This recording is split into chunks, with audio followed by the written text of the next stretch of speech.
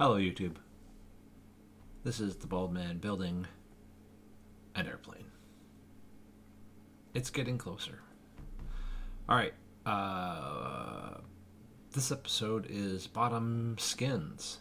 So we have done most everything needed to be done. Now it's time to get these skins ready to attach to the bottom of the wing. The biggest takeaway I have for these, well, there's a couple of things. They're kind of hard to solo rivet, so unless you have very long arms like I do, you might want some help. So, yeah, you can prep them and whatnot all yourself, but when it comes time to riveting, you're probably going to need some help. I figured out some interesting ways to do it solo, and my arm was quite bruised afterward. But for now, let's talk about the prep. So this is the, looks like it's got the hole for the pitot tube, so this is the left wing outboard skin. You're supposed to attach the inboard skin first and then the outboard skin because of the way they overlap each other. I did find some corrosion on the edge of these, again, just like the rest of my wing pieces. You can actually see it right there in the bottom front, and I flipped it over. There it is again. You can actually see it on the edge of that panel right there. There's a little bit of corrosion.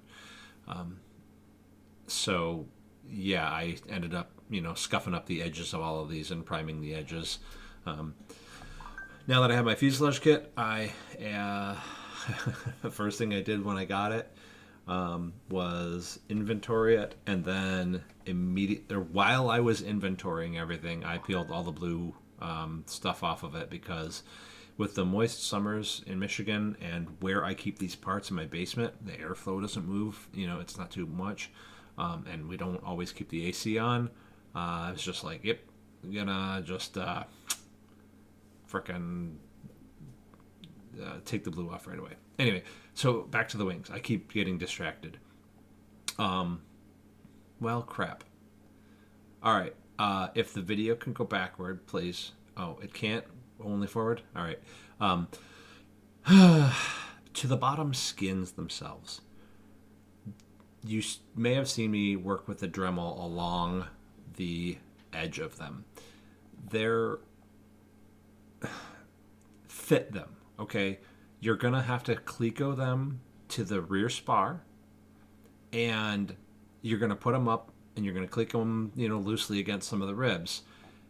And you're going to find that the skin, where it meets the leading edge, will either be sitting on top of the leading edge, or it will be like a really, really tight fit. So, if you're going to paint your airplane, you don't want that tight fit. You want a bit of a gap for primer and paint to fill, or filler and primer, and you still want a bit of a gap again for expansion and contraction. But yeah, you do not want a very tight fit, and you definitely don't want that bottom skin overlapping the leading edge.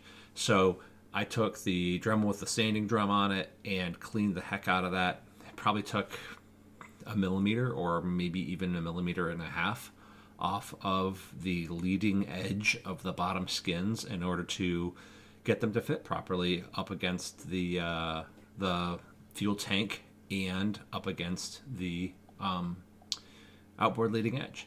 So yeah, that is the biggest thing for the wings, is that's a lot of work. Not a lot of work, but there is definitely a lot of adjustment that needs to be done to get the skins and the fuel tank and leading edge to line up when it comes to the bottom of the aircraft, or the bottom of the wing. So take that away, and we'll be back next time to rivet some stuff together. See you then.